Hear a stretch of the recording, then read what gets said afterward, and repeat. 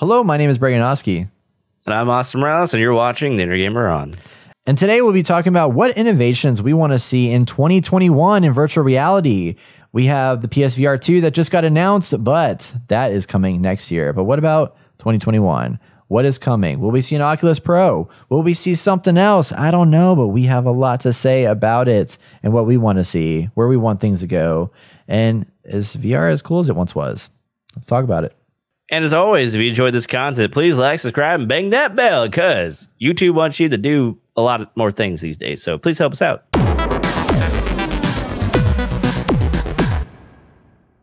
Welcome back. Each week we dive into a hot topic about video games. And this week we're going to be talking about innovations in virtual reality this year. We like to have a discussion at least once, twice a year about virtual reality. And it's early and we haven't really heard much news about VR up until last week, in which PlayStation announced that they are working on PlayStation VR 2. And it's not coming out this year, however, but they are bringing out a new VR headset that will be releasing in probably 2022. And they've confirmed that it will connect to PS5 with a single cord to simplify that setup and improve ease of use while enabling a high-fidelity visual experience. It'll be a next-gen VR system that enhances everything from resolution and field of view to tracking and input. They're also bringing out new controllers that will replace the PS Move wands that will incorporate some of the key features found in the DualSense wireless controller, along with a focus on great ergonomics. So that's coming in 2022, probably, for PlayStation, which I'm fortunate that they still haven't been able to cut the cord, but it's better than what they had. So there's some excitement there for a low budget stuff. But I am curious to know what we want to see for, or what we expect should happen for VR this year. Because last year we had the Oculus Quest 2 come out, which I have purchased. I have an unboxing video on our YouTube channel, youtube.com/innergamer, if you want to check that out. And it's a great headset. Like, it's better and improved resolution.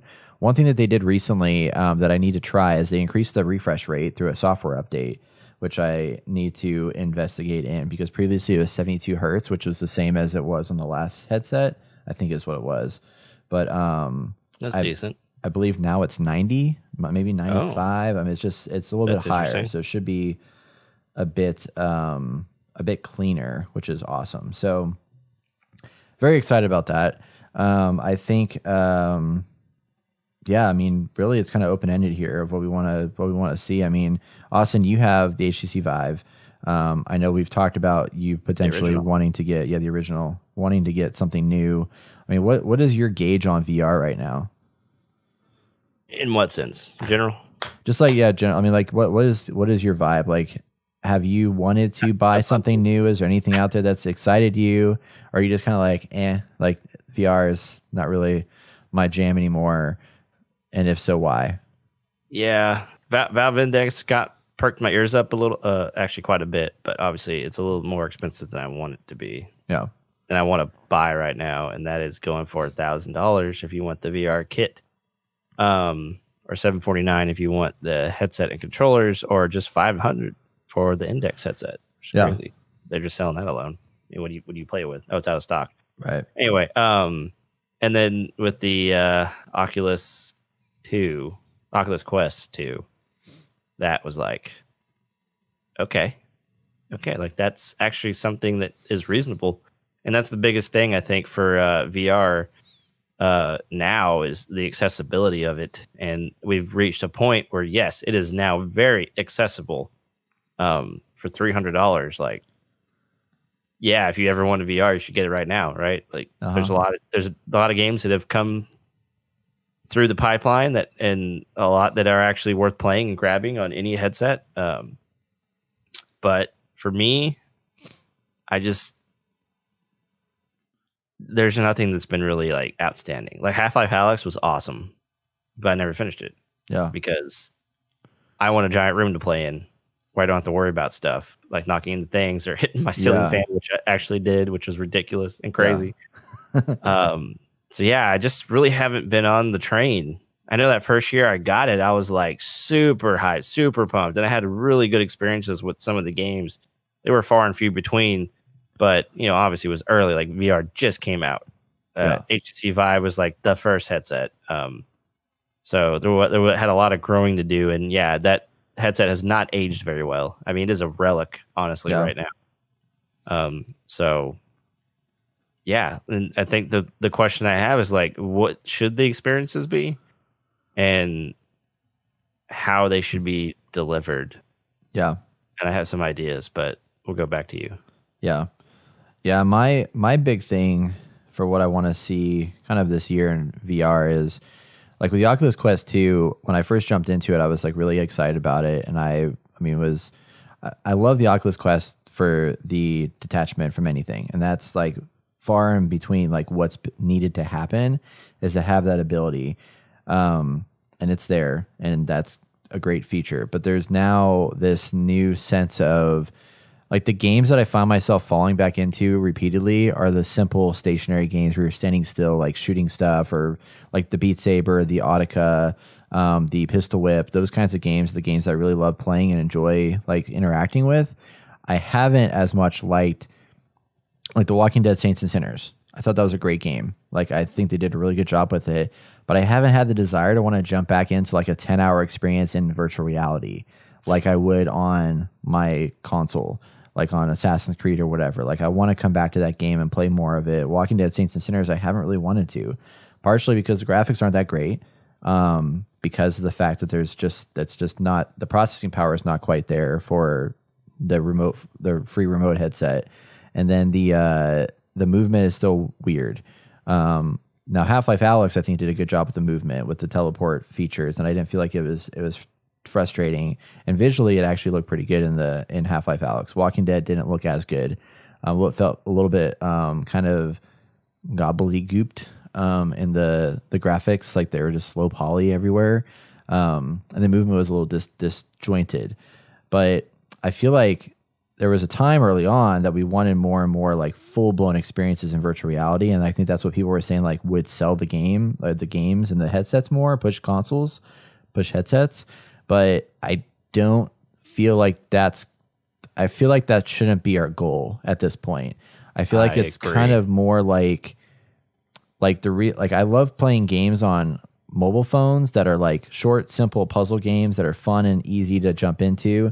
And that's why I liked our Apple Arcade for a while, was that they had those types of like short, quick experiences that you could do that made sense for the phone. But I'm not going to sit there and play PUBG, even though PUBG just announced a new mobile exclusive, brand new PUBG game called New State, that I'm like, I don't understand. Apparently there's a bunch of people that want to play their shooter on mobile, but I don't get it. And on this headset, like I want them to be more akin to shorter indie experiences that are like 3 or 4 hours long that don't require a lot of locomotion or movement in the world, but let you do it within the confined space of your room. And then I want them to open up the field of view more. I think that's a big constrictor on the Oculus Quest right now, is that now that I've gotten so used to playing, I play on these big TVs and I do all this stuff, like I've started to notice that there is a very tight field of view. They fixed the scan lines issue that you had before, the screen door effect, with the new upgrades and the better resolution. But now it's like I want to open that up more so I can see more peripheral in my viewpoint. So I think those two things would be huge. Is that games that are simpler, but just like huge wow factor, like that game that I talked about on the podcast. So it's like the Mariner's Tale or the something Tale, where it's like it was like maquette, where it had like the little doll, the house that you were like looking into, that you dropped objects into, that brought that into life in the real world. Like those kinds of things. That was just like a wow factor that I could play that in 2 days and I'm finished. But it just like blew my mind with how good it was. I think you bring up a good point, and I'm glad we're kind of on the same page here. But early on when we first got VR, we're like, man, this could be game changing. We have all these like immersive experiences, and it's really going to elevate these games that we already kind of love and just make them like different. The PSVR had one game where you were like a British mafia or something, and I think you got to punch some people or whatever, punch this guy that you had chained up. Like, it was very immersive and interesting, and that whole experience was eye opening. And same with Half-Life Alyx. You get to see these people talk and speak, and they're right in front of you, and it's like surreal, right? Like the enemies are right in front of you. It's surreal. But I think that's where my head's been at until right now. Now that I think about it, like it's what kind of experiences can this deliver, and what kind of gamer is this? I think this is fits into a category for a casual gamer. Actually, for VR headsets, it's not for there is something for everyone, I think, but it's far and few between. And you're right, like these little quick games. I think if I didn't have a console or a PC, or maybe I just had a console, I didn't play. Like I've met a few people recently who just like, I don't play a lot of games. And it's like, maybe this is actually for you, that you can just throw this on and beat something in like 3 days or something like that. And you're not going to pick it up all the time. You might pick it up once a week and put in a few hours into a game and be like, oh, this was awesome. Like, and I've always said that maybe VR should be at like arcades or something, you know, like over here we have Putt Putt. I don't know if it's a big US brand or anything. And, you know, they have like an arcade section. You know, it'd be cool if they had like 3 to 5 of these set up and you just pay to spend like an hour in there or something. I don't know. Yeah. And you get you pay for those games or like, you know, I don't know how they want to do the legal stuff for like paying for a game for a corporation or whatever. And people can play that there. Like, I think that is exactly what it needs to be. I mean, we can't have these really cool experiences that maybe if you really want to up your game, you get the Valve Index, but for like Oculus Quest 2, like it's for the casual gamer and maybe for the person who doesn't really play games. Yeah. Well, it definitely does like appeal to, I mean, I remember back when you and I first got our original headsets and we were like living together in our apartment, like we would have people come over and just like, let's have a VR night and just like have people try it out. And it was just so cool to like sit there and watch them play. And then just like their excitement that they had with jumping into this world for the first time and seeing those reactions and stuff like that was just really neat to see. Yeah. And in a social environment, like it can be social in that you are sharing these short like moments where you're like just playing a round of Beat Saber and then you hand it off to somebody else and stuff like that. But now it's gonna be hard just because of the COVID and like post-COVID life. What will that look like if you're like have 10 people in the same headset? You know, there's sanitation issues and things of that nature with that, but yeah, I do think that there is some possibility there for that to exist. But I mean, I think they really just need to lean into, I mean, hiring these really good, I just feel like they tried too hard to like, let's make big, huge, epic games. And instead they need to focus, because like they brought out a game not too long ago, which I haven't played it yet, but it feels like a game that's not going to survive very long, but it's called Population 1 and it's a VR exclusive battle royale game, multiplayer battle royale. And I don't know how it works. It's got good reviews. Like people are really like surprisingly enjoying it.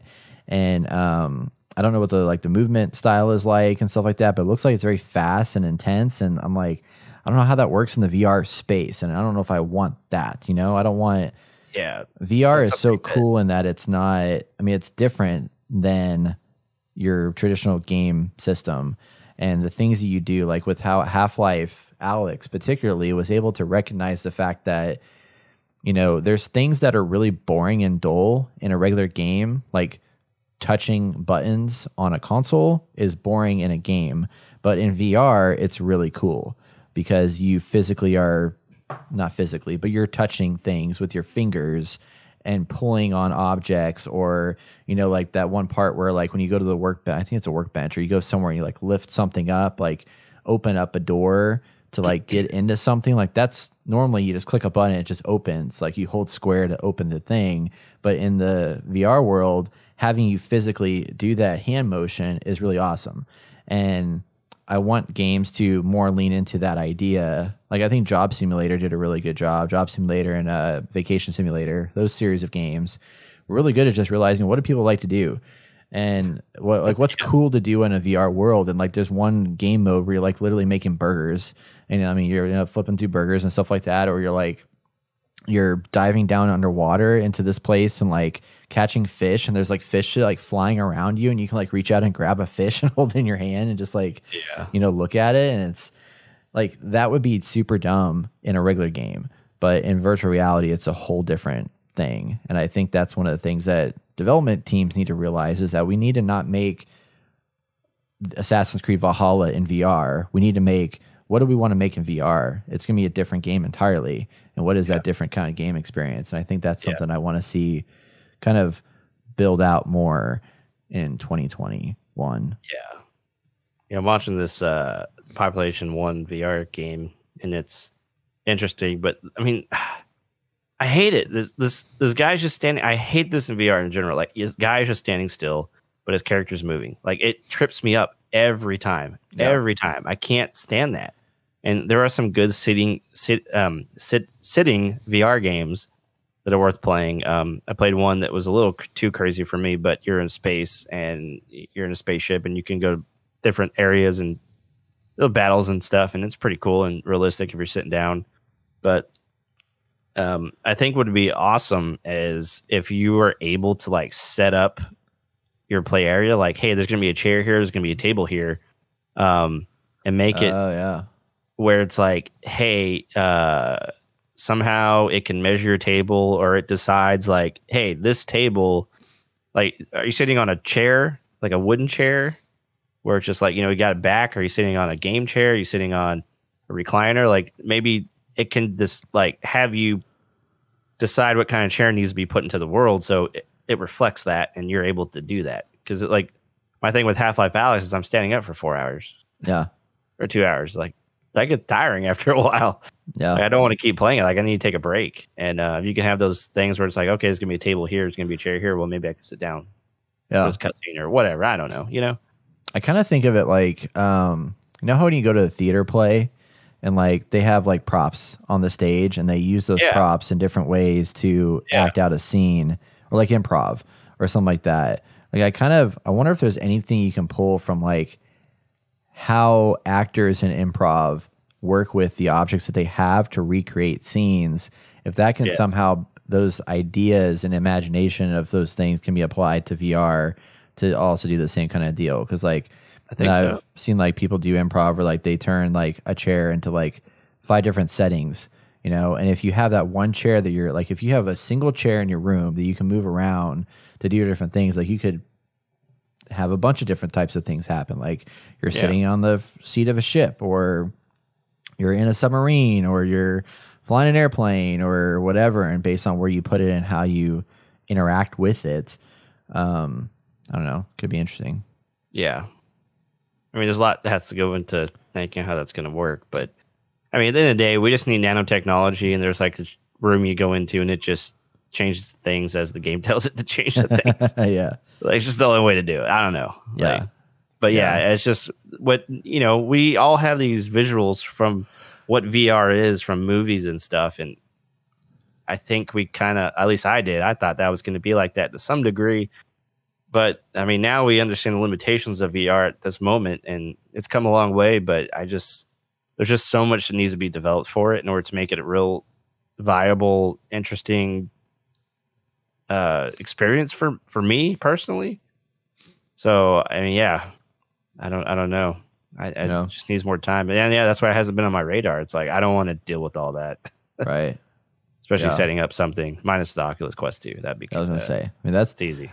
That's the great thing about that is like, if I want to jump in and play like 30 minutes of Beat Saber or whatever, I have my headset always plugged in. I unplug it, put it on my controllers, and I'm in the game in like 5 minutes, or no less than that, 3 minutes, And that was the huge barrier they need to get over. Now that they're there, I feel like a lot of it is like just refinements to the experience, the visual fidelity and all that stuff, and then just like cleaning up, just like, I think they need to stop. Like, I feel like, and I haven't played it yet, so I can't talk on this much, but when Hitman 3 came out, they announced that there's a VR version for it. And I don't know if that's necessarily the right move to do that, because they're trying to like, now granted, it could be kind of cool, because they did say the development team, when they went to VR, found new things that they could implement into the game in order to make that experience within VR be more immersive and exciting and interesting.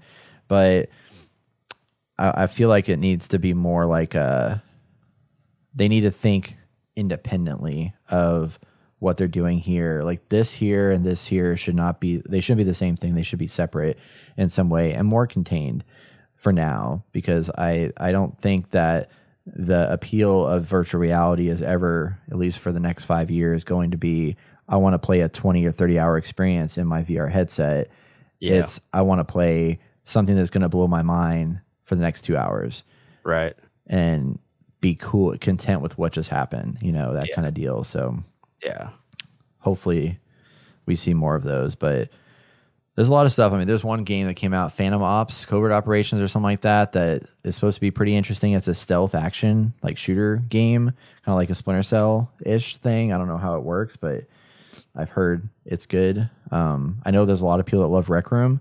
It's like a social, social app where you're playing like little mini games, stuff like that, but you're interacting with other people that have VR headsets in there. It's kind of like Roblox, but you're in this world playing with different folks and stuff like that. So there's a lot of things that have grown into that realm, but yeah, I'm interested. I've heard that Oculus might be bringing out a like Quest Pro this year that's just going to be more expensive and higher fidelity and stuff like that.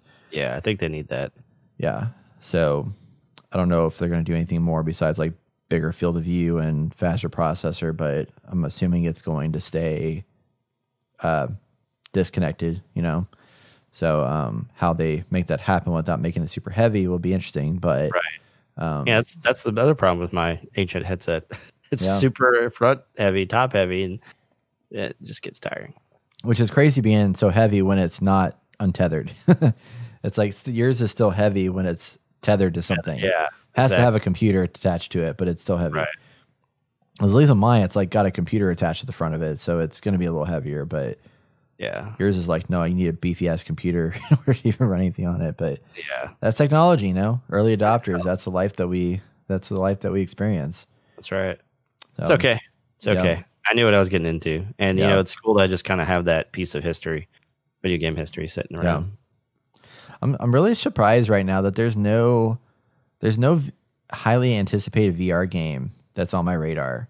Like Half-Life Alyx was the one that came out, and there isn't anything, like there's literally nothing I can think of right now that I'm like, oh man, I can't wait to play that VR game. And that's kind of a bummer. Yeah, no, I agree with you. So hopefully something will come from because that is one thing that I think PSVR did a good job of, Sony did a good job of, is they made VR, they were able to procure really good VR games that helped out with like Oculus and stuff like that. Because there's a lot of games that I feel like otherwise wouldn't have come out had it not been for Sony having a headset that eventually came to came to Oculus. Like Trover Saves the Universe, like launched on PlayStation Plus. Hitman 3's VR thing is only on PS Plus. So there's a lot of things that are like wouldn't otherwise have existed had it not been for the fact that, Sony already has these great relationships with all these good, big developers, and they have a headset where it makes it much easier for somebody to develop for the PlayStation plus the headset. Yeah. Since it's all probably one code base that they're working through and one platform to export into. Can't remember. They say the headset is going to be untethered or tethered. No, it's going to be tethered. One cable though. It's not going to have like a box like it did before. It'll be it's probably a USB-C cable you plug into the console, which actually is kind of scary because if it's a USB-C cable, they don't stick in there very well. I don't know what they're going to do to make sure you don't like yank it and plug it while you're playing. You have to plug it in behind the PlayStation. Yeah, but I still probably yank. Well, I yanked my whole console off. Yeah, I know. Get too aggressive. Yeah. I mean, it might be good. Like Sony might have the sit down experiences like they had in the last one. Yeah. It might be interesting to see what happens with that. I don't know. They might have the good AAA sit down experience. And then Quest has more of those, stand up, run around, a little box thing. I don't know. I hope they ditch the camera. I hope they at least have done what Oculus Quest did and put all the cameras on the headset so that there's no requirement for a PlayStation camera. Because that was a big deterrent for the PSVR. Oh yeah, big. The camera, the controllers, and then the fact that you have two giant ass cables that to plug in made it challenging. So hopefully it gets better and simpler. But I'm glad to see that Sony hasn't given up on VR because I think having them in the play field helps the industry as a whole excel and grow. So this is a good conversation. I'm glad we come back to this every year. Yeah, definitely.